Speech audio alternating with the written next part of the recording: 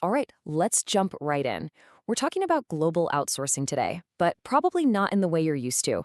See, it's not just about finding the cheapest partner, it's about finding the right partner. And what if I told you the secret to that isn't just buried in the fine print of a contract, but in actually understanding culture? So, first, let's unpack a huge dilemma, one that affects thousands of companies all over the world, whether they even know it or not. Outsourcing isn't some niche strategy anymore. It's a fundamental piece of the modern global economy. I mean, from tech support and manufacturing to logistics, companies absolutely rely on partners across the globe to get things done. It's a massive deal.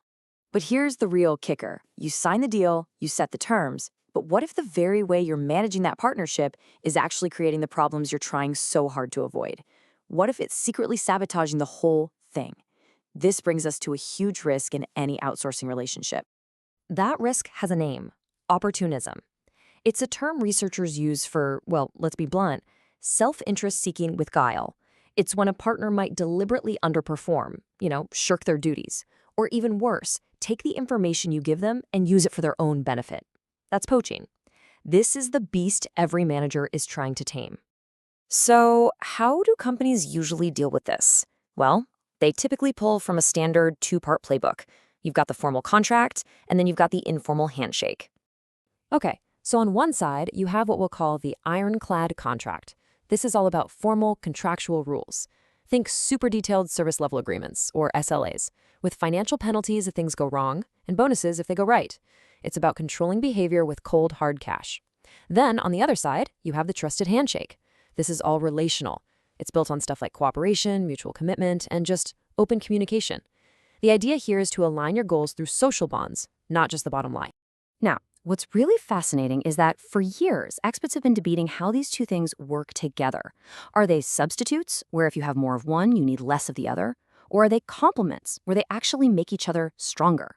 The research, as you can see from this quote, has been all over the place. And this is where our story takes a really interesting turn. Because sometimes this standard playbook doesn't just give you mixed results, it fails spectacularly. Just imagine this. You've perfected a management style. Your contracts are tight, your relationships are solid, it works like a dream with your partner in, say, the US. But then you take that exact same strategy and apply it with a partner in China or Vietnam, and the whole thing just blows up. Performance tanks, and that opportunism we talked about, it spikes. And this brings us right to our core puzzle. Why? Why the inconsistency? If these tools are supposed to work, why do they seem to break the second you cross a border? There has to be a missing variable, right? And that missing variable, the piece of the puzzle that changes everything, is culture. Researchers actually call it a shift parameter because it literally shifts how well our management tools work. Let's dig into what that actually looks like. Now, this diagram might look a little complicated at first glance, but the main takeaway is actually super simple. Do you see how national culture is sitting up there at the top, influencing both the contract and the handshake? That's the whole idea right there. Culture isn't just some background noise. It's an active force that fundamentally changes how effective your management is going to be. It literally changes the rules of the game. Now, to really get this, the research we're looking at zeroes in on two specific, really powerful dimensions of national culture. First, you've got individualism versus collectivism, and second, you've got uncertainty avoidance. So, what do we mean by individualism versus collectivism? Well, it's really about a society's social fabric. In highly individualistic cultures, the basic expectation is that you look out for yourself and your immediate family. But in collectivist cultures, people expect their in-group, their family, their community, their company, to look after them. And in return, they offer unwavering loyalty. And what about uncertainty avoidance? This one's pretty straightforward. It just measures how comfortable a society is with ambiguity and the unknown.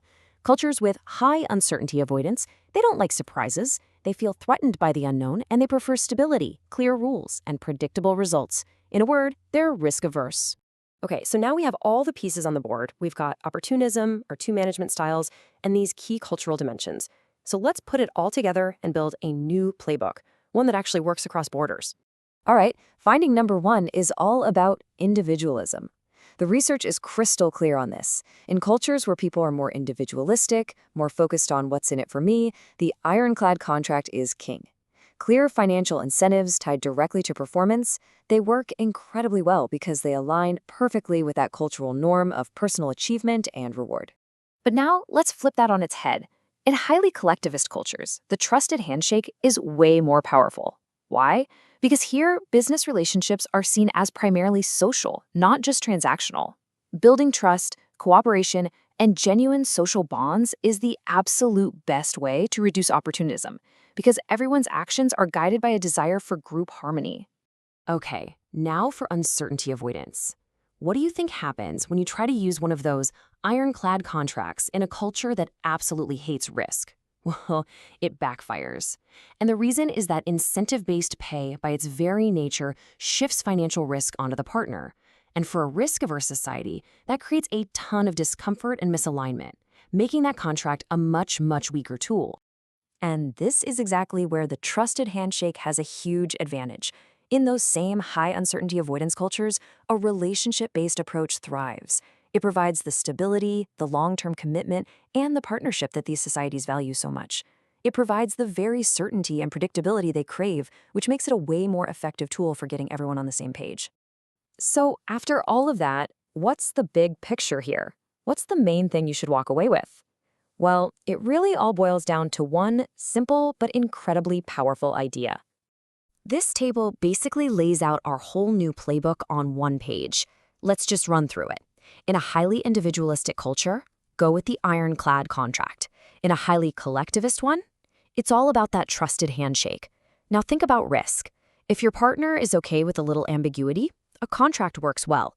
But if they avoid uncertainty at all costs, the stability of a strong relationship is going to be far more effective.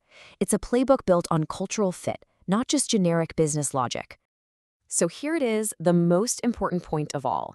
Your management playbook cannot be one size fits all. What works wonders in one country can be completely counterproductive in another. To truly succeed in global business, you don't just need business intelligence, you need deep cultural intelligence. And that leaves us with a final thought to chew on. In a world that's more interconnected than ever before, where you can partner with pretty much anyone, anywhere, is cultural intelligence no longer just a soft skill? Is it actually the new killer app for global success?